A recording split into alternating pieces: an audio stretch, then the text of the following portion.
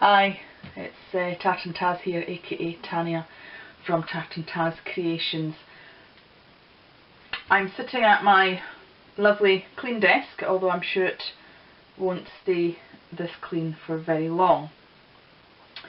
I came up with this idea having spoken to my friend Anjali from Australia. Hi Anjali, I'm sure you're watching this as my #1 fan. I'm going out to do a very boring task today. I'm going to pay some bills downtown. But seeing as I'm downtown, I thought I might as well pop in to one of my favourite coffee shops, sit and do some art. And I thought, why not do some filming on location? So this part of the video is really about my choosing what to take with me. There are lots of videos on people's travel kits and what they take with them, and they all seem very organised and lovely, and I'm not so organised.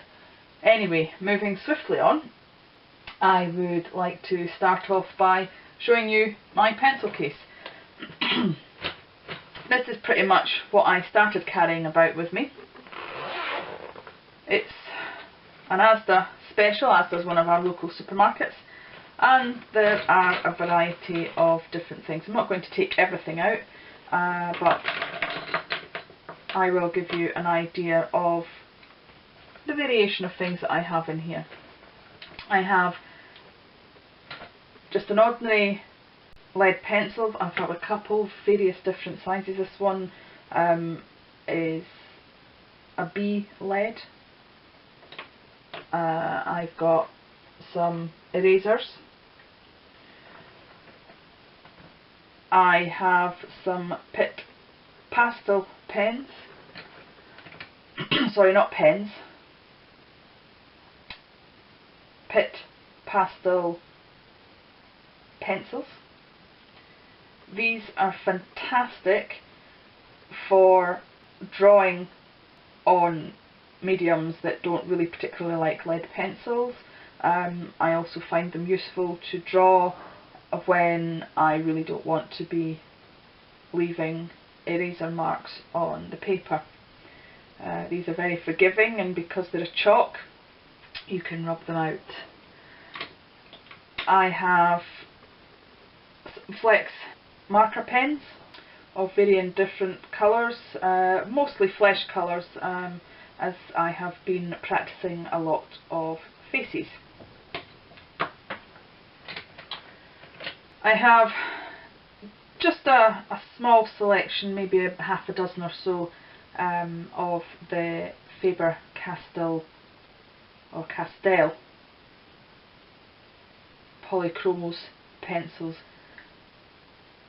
I do have other pencils, but I have found that these really are the bee's knees. I love that they pretty much draw and put colour down on most things, including over acrylic paints. I have a little water spritzer. Have to say, I've never actually used this out and about. I tend to grab it when I'm at my desk and spritz to get drippage. So I was thinking today that perhaps I could use it on my travels and take myself a little bit out of my comfort zone, because normally I just do some pen drawing or some pencils. So I'll just gather this lot up and put them back in.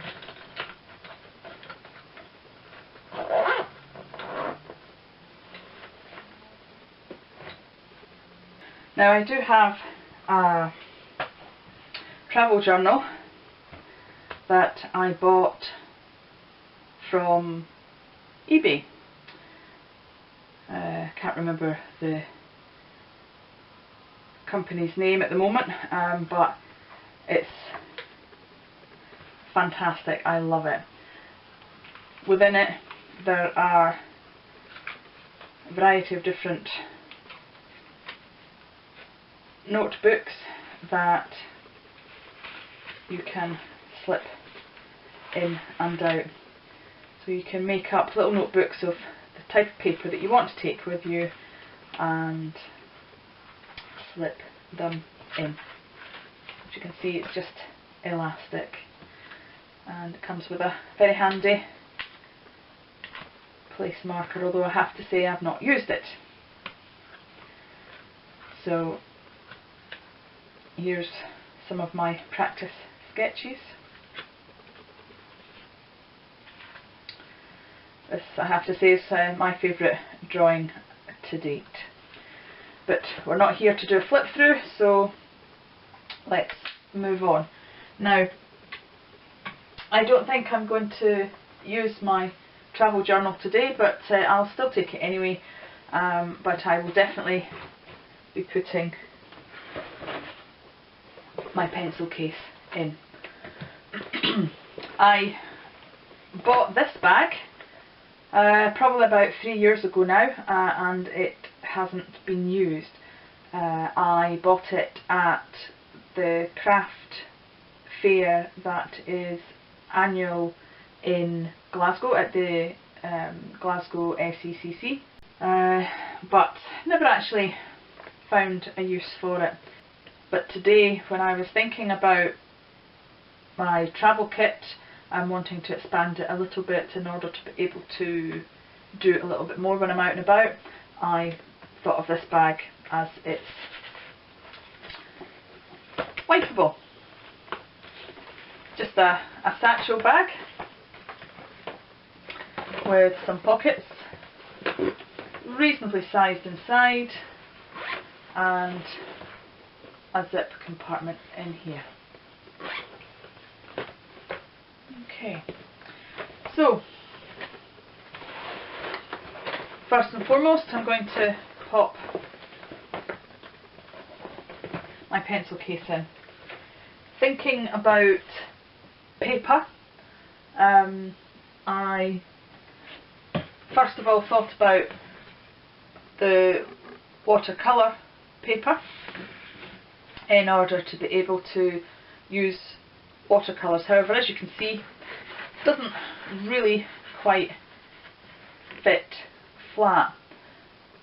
So, sod it, I'm going to fold it.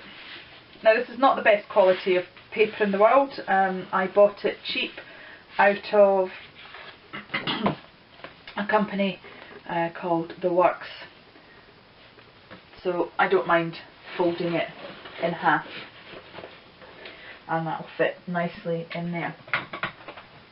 I also have a sketchbook, and as you can see, this is where I've been practicing my faces. The inks do come through on this paper. It was a sketchbook, Daler Brownie, A4 size, which is 8.3 by 11.7 inches, and it's £109. The label says that you can use pencil,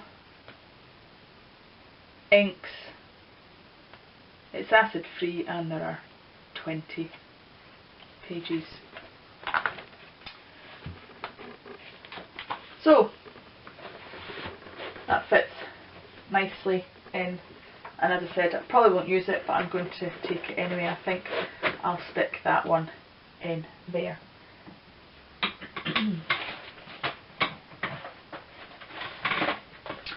Taking some scrap paper with me in order to be able to put down on the table or stick in my book in order to protect it. I'm going to take my journal with me that I made. As you can see, there are some things already in it, unfinished, but I'm going to take that. So, thinking about expanding my medium, expanding what I'm going to be doing. I thought Inktense pencils, putting them on the paper, spritzing them and getting drippage rather than using paints. I also wondered about taking my watercolour pencils.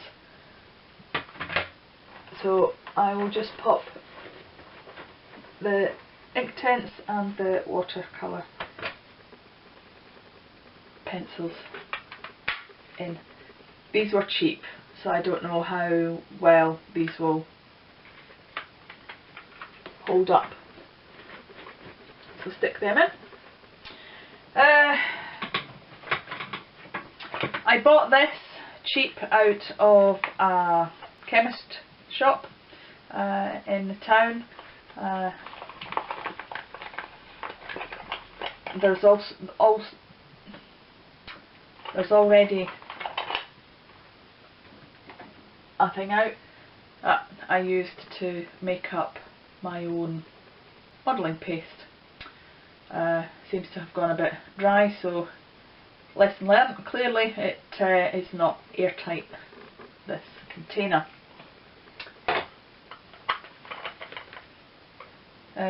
But anyway, I thought this would be handy for maybe taking water,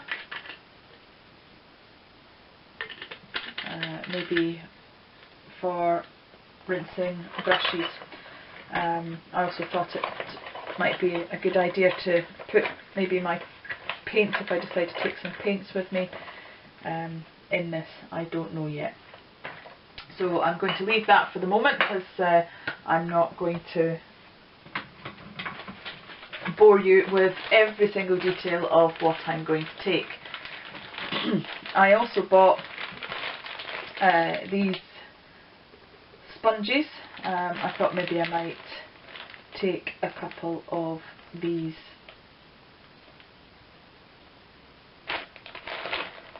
So really, that's as far as I've got so far. Not really sure what else I'm going to take or where I'm going to stick them, but as you can see, I have a box full of little paints. I'm thinking I might go through them and choose some to take with me. I also wondered about taking some of my washi tape in order to let me do a multimedia page. So I'm not going to bore you with any more of this chatter. I shall stop filming for now, and I will see you when I get to location, because the next part of this is going to be at the cafe, whichever cafe I choose. So see you soon. So here I am at Expression Art Studios having a vanilla latte. Yummy. Now it's time for art. Sorry about the camera angle. I do eventually notice and change it. However, I know it's not ideal, but I kept it in so you can get the gist of what I'm doing. You can just about see that I'm using Tim Holtz Distress paints. I did bring a number of different colours with me. There's a couple of blues, a little bit yellow, a little bit of coral, and a purple colour that I end up using quite a bit. I'm now using my water brush paint in order to blend the paints together, as I've not brought a baby wipe with me. And it's probably about now that I kind of realise that maybe the camera angle isn't the best, and so I get up and change it. So here's the better camera angle. I'm just getting out my Inktense pencils in order to try and do some drippage, but as you will be able to see from this, it really doesn't go particularly well. the side on the left, my left, is watercolour paper, and the other side is for marker pens. The marker pens just get saturated, and the side of the watercolour just soaks up the water. Doesn't really get much drippage, so I kind of abandoned that idea and decided to try and blend a bit more. Now I've kind of cottoned on that the coral might make a very good flesh colour, and so I decided to do a face. I then tried to let it dry, but the next frame you'll see that I actually make a mistake, and I kept the mistake in so that you can actually see what I'm doing. In the next frame you'll see that I attempt to use colour on the paint because I think it's dry, however it's not, and it ends up coming off. I try and fix it with Neo colours, but that doesn't work either, and so I just abandon the whole thing. I end up yapping to the owners of the art studios and pack up and come home. So that's it from me. I will see you at home. Bye. Hi folks, well that's me just returned from my trip out, so let's take out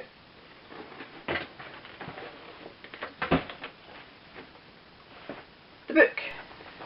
Okay, so when I was out and about I chose to work in this book.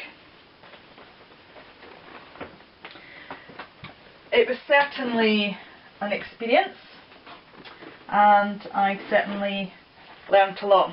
I ended up really just using the Distress paints by Tim Holtz. I shall put them up there for the time being. I did attempt to use my Inktense pencils, but it was on watercolour paper, so I just ended up abandoning using them. So let's review what I did manage to do. Of course, first I'll need to find the page. There we go. I put the paper in here to stop it from sticking. So there we are. There we have it. That's not turned out too badly. This paper here is specific paper for pens. I had originally intended on using the pens on this paper and using the more water medium on this page. However, I got a little bit carried away and ended up putting the Distress paint on both sides. So, where to go from here? I think this paint is dry enough now to work on. It certainly wasn't earlier on. As I'm about to go into fast forward mode, I decided it was time to narrate again. I decided that I would use only the supplies that I took with me to the cafe. If I had waited a bit longer for the paint to dry, I could have finished it at the cafe rather than at home. So at the moment what you can see me doing is really just putting in the details using the Faber-Castell pastel pencils. It's a really good way to do drawing. I think I mentioned previously in the beginning that it's quite forgiving and you can actually remove it. I'm not removing it with the brush. What I'm actually doing is just activating the pastel. When I saw on a Jenny Belly video that you can use it as a water medium as well, I started using the pastels that I had to do all sorts of wonderful things. In my previous video, I used the pastels to do the background using gesso as the wet medium in order to activate the pastels. However, I'm narrating what I'm doing now, so let's go back to what I'm doing. Well, essentially what I'm doing is I'm going from a darker colour to a lighter colour, back to a darker colour again. I'm trying to get some definition into my girl. Certainly using my Neo colours too. And it was about now that I was probably thinking, oh dear, not really liking this. This is not going well. So I just started faffing some more, trying to get a bit more definition, trying to get it a little bit prettier. So I decided at that point to kind of leave the face for the time being because I really wasn't getting anywhere.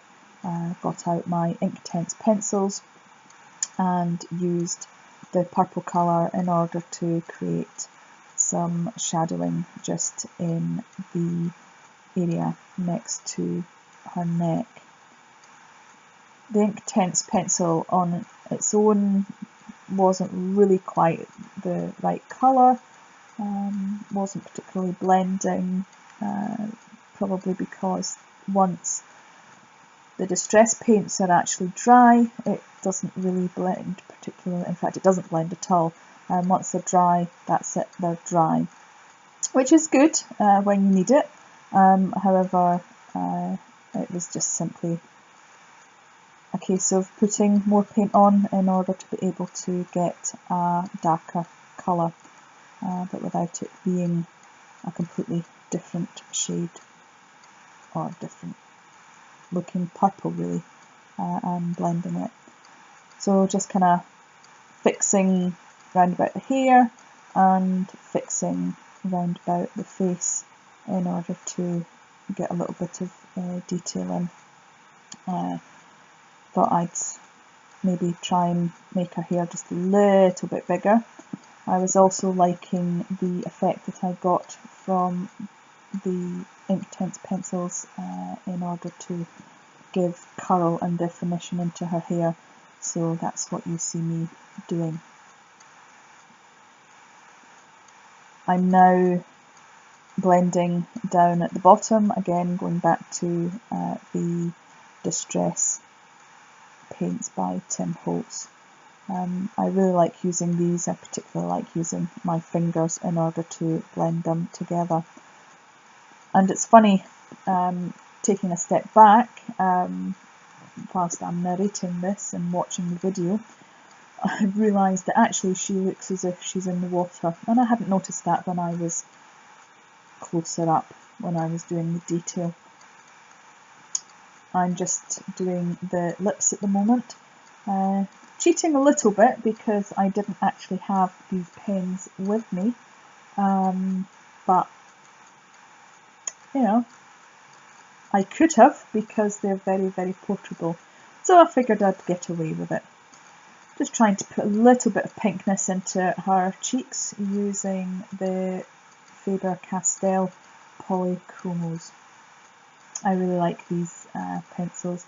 I think I own about 7 or 8 of them, maybe 9 of them, not 100% sure, and I've been buying them individually because I cannot afford to buy a full set.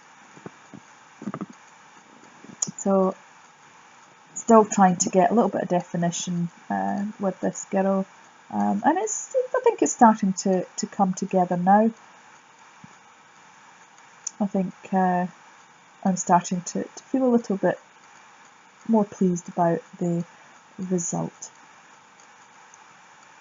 So I'm using have a dark brown pen. These are fine tip pens in order to be able to draw her eyes in and give some definition, putting in her iris and then ultimately her pupil. I used the black pen within that kit that I have, not as dark and black as the Sharpie, but it served its purpose for the time being. And again, as I'm watching this video, I realise that actually I perhaps could have done with zooming in just a slight bit, just in order for you to be able to see a little bit more of the detail. As a beginner maker of YouTube videos, these are all learning curves for me. Just using a bit of my washi tape in order to just put a little bit of finishing details to the picture.